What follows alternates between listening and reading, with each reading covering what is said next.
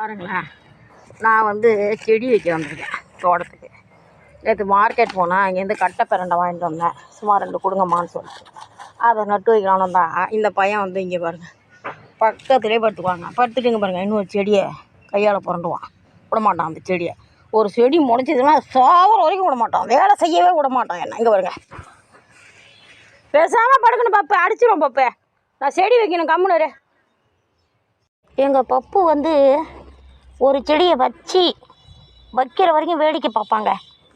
அது முளைச்சதுக்கப்புறம் தான் அதை கடித்து இழுத்து பிடுங்குவான். ஆனால் எங்கள் தேன் அப்படி கிடையாது. அம்மா செடியே வைக்காதீங்க அப்படின்னு சொல்லும். இப்போ பாருங்களேன், இப்போ வந்து என்ன பண்ணுதுன்னு மட்டும் பாருங்கள். குழி நோண்டி இருக்கேனா பாருங்கள். முருங்கை செடி வைக்கலான்னு குழி நோண்டியிருக்கேன். இப்போ பாருங்கள், ஒரு அடி குழி நோண்டியிருக்கேனா, உள்ளே போய் பார்த்துட்டு வந்து மேலே வந்து மண்ணை எப்படி தள்ளுதுன்னு மட்டும் பாருங்கள். அம்மா நான் மத்தியானத்துலேருந்து குழி தோன்றம்மா, அது மூடிக்கிட்டு இருக்குமா. ஆக இதில் இந்த செடியை வைக்கலான்னு பார்த்தேன். இது வந்து மெட்ராஸ் முருங்கன்னு சொல்லுவாங்க இல்லையா, 1.5 அடி நீட்டுக்கு 2 அடி நீட்டுக்கு காய்க்குமே.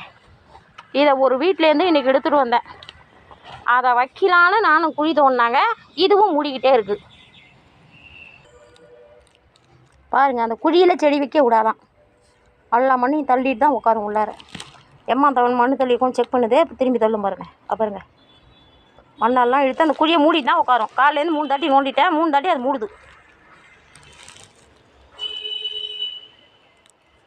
எப்படி